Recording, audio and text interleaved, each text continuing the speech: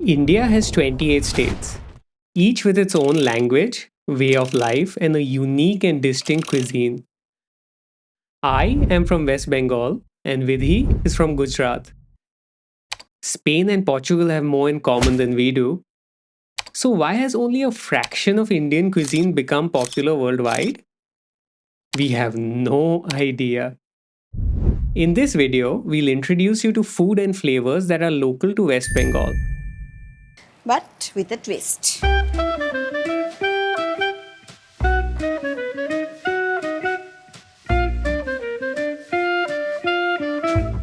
All the dishes in this video are made by Shormila Mashi, who's always just been my mother's friend. But it turns out she's an accomplished dancer, has a super cool line of clothing, her own food culture YouTube channel, and she's authored 3 books about Bengali food and folklore. So you, dear viewer, are in very good hands.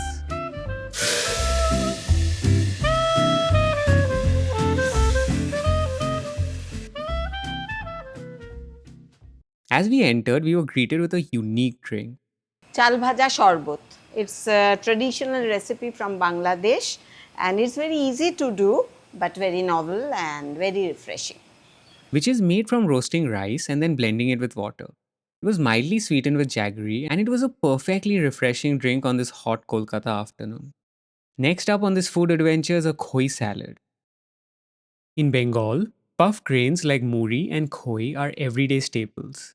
Crunchy, light, and perfect for quick snacks, street food, or even just breakfast. I'll let Shormila Mashi guide you through this one.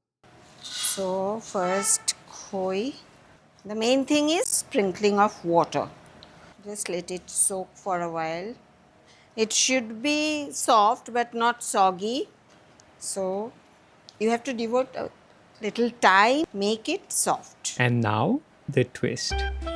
Salt, black pepper, red bell pepper and dates, coriander leaves and spring onions and fresh red chili.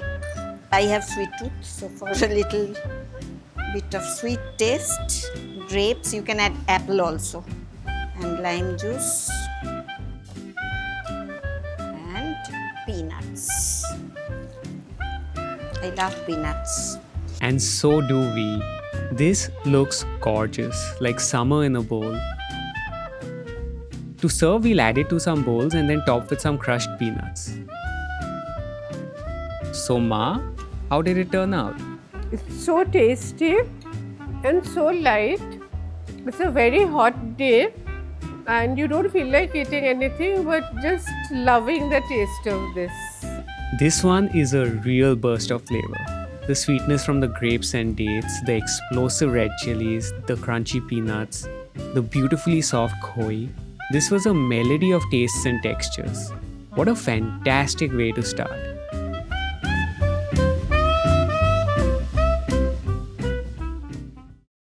Next up is a Kolmi Shaak cold soup with steamed rice balls.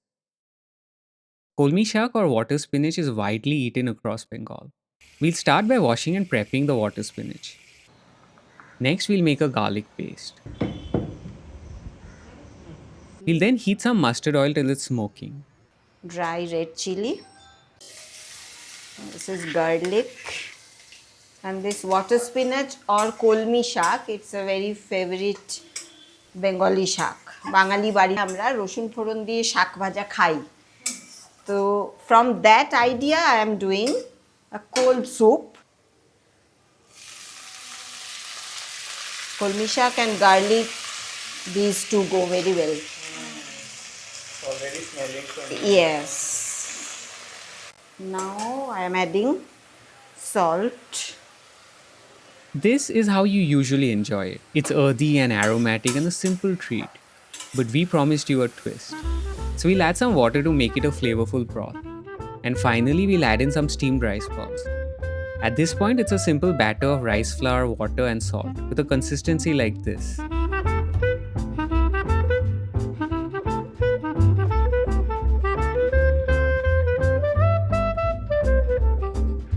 We'll now let it cook in the broth. Once cooked, you can chill it and then serve it like a gazpacho. Shormila Mashi finished it with some homemade sun-dried tomatoes for an extra twist.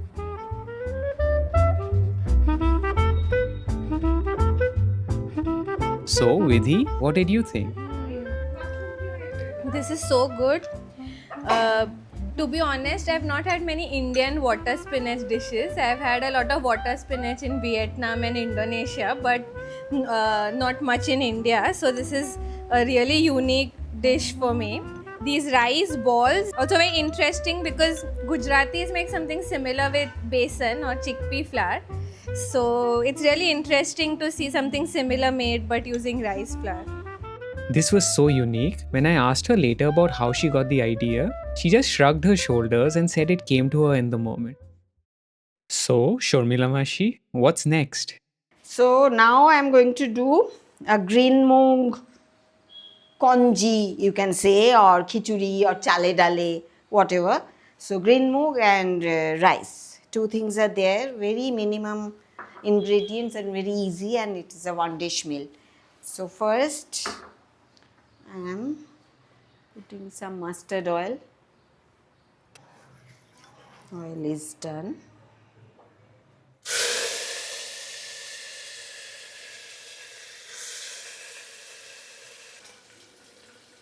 Now I am pouring rice. The ratio should be if 1 cup dal, then rice half cup or a little bit more. Salt, water.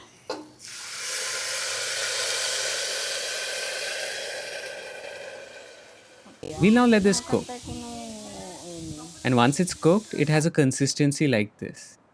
This is a basic version of the classic gola bhat or khichuri, and the twist actually comes with the accompaniment.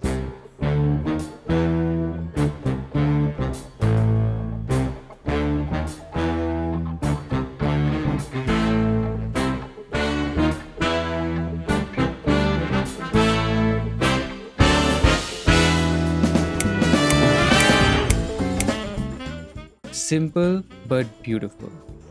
So, what did I think of it? Wow, this looks so interesting.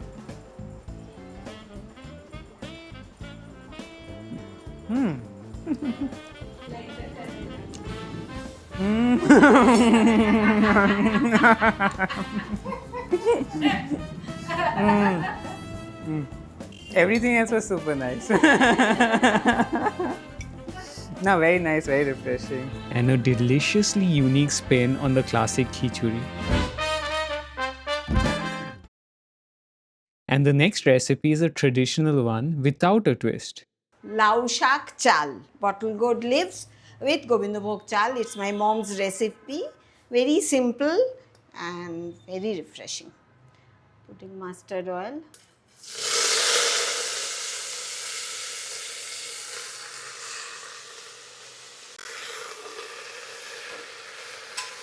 Salt.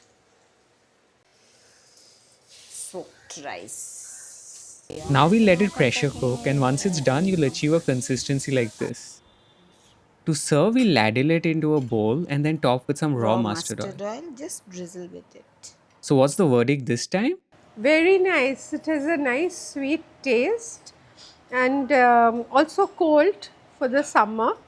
The rice used is somehow giving it a sweet flavor even though there was no sugar or sweetener added while cooking. Really good. This dish is a study in minimalism. It just goes to show you that Indian food has an incredible range, and it's not just the masaledar stuff that's become popular worldwide. Simple ingredients used intentionally can result in amazing bold flavor. Dessert featured a chilled muskmelon puree topped with a rosella compote. Rosella fruit is common in rural Bengal, but this dessert was definitely more twist than tradition.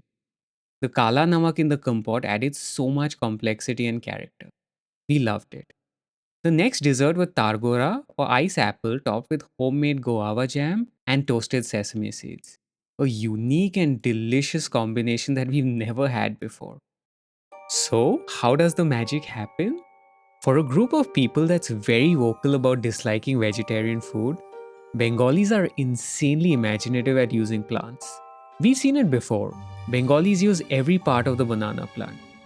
Kola pata, the leaf; kola, the ripe fruit; kacha kola, the unripe fruit; mocha, the flower; and even thor, the stem. It embodies seasonal eating, respect for ingredients, and a primitive idea of sustainability. And we can see it again with laupata or the bottle gourd leaves. It just seems like there is an unlimited legacy of plant based dishes here. That's good for us because we can make this series forever now. Mustard oil is one of the fundamental pillars of Bengali cuisine. Usually, you smoke it to tame its pungent aroma, till what's left is a gentle flavor. But I really love the use of raw mustard oil here. Vidhi loves it too, and if you love mustardy things like mayonnaise or wasabi, I think you will love it as well. A good chef always thinks beyond the plate. It was an incredibly hot day with temperatures reaching 40 degrees, and Shormila Mashi made sure to tailor the meal to the weather conditions. The shorbot, the salad, the gazpacho, the light fruity desserts, everything was perfectly considered. And how can we not talk of all the twists? It was like watching a jazz musician do her thing. There was improvisation everywhere. The dates and red chilies in the salad, the steamed rice dumplings, twisting the sharks into gazpachos and congees, and even the desserts. The second dessert was supposed to have a jaggery drizzle, but she couldn't find the jaggery. So she just used the homemade jam. It's creative but also resourceful. I think making the most of what you have is the ultimate form of creativity. Before we leave, we wanted to introduce you to Shondha, who did a lot of the prep work behind the scenes for this video. She's Shormila Mashi's cook, her confidant, and a part of her family. We came here today looking for food, and we left with a masterclass in creativity. It turns out the twists weren't just in the food, but in the person making it: a dancer, an author, a cook, and even a designer. I was gifted one of her shirt jacket things, and it made me look good. So it must be really something, eh? But seriously, thanks for coming along with us on this foodie adventure. Until next time, stay hungry and don't be afraid to put something weird and wonderful in your salad.